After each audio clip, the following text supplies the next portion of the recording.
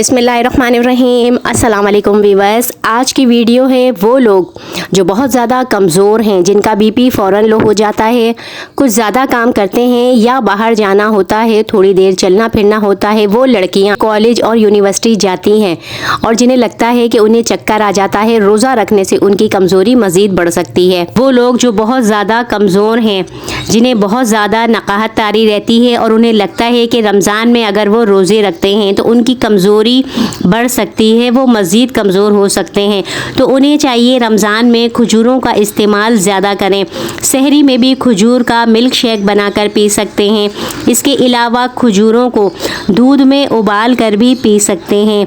अफ्तार में भी खजूर से ही रोज़ा खोलें और कोशिश करें खजूर को दूध के साथ ही इस्तेमाल करें। इससे कमज़ोरी दूर होती है, खून की कमी ख़त्म होती है और हड्डियाँ मजबूत होती हैं। खजूरों का इस्तेमाल जिस्म को ताकत देता है। गुर्दे, मसाने और आंतों की सेहत के लिए भी अच्छा होता है। खजूर की गुठलियों को भून कर भी कॉफ़ी की तरह इस्तेमाल किया जा सकता है। खजूर की गठलियों को भूनने के बाद इन्हें अगर बारीक पीस लिया जाए तो इन्हें कॉफ़ी की तरह इस्तेमाल किया जा सकता है। ये पेट की खराबी के लिए भी अच्छी होती है।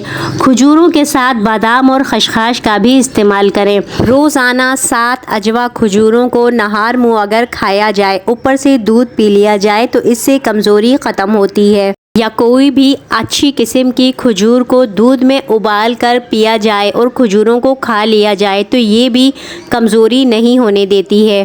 तो वीडियो पसंद आई हो इसको शेयर कीजिएगा। इजाज़त दीजिए। अल्लाह हाफ़िज़।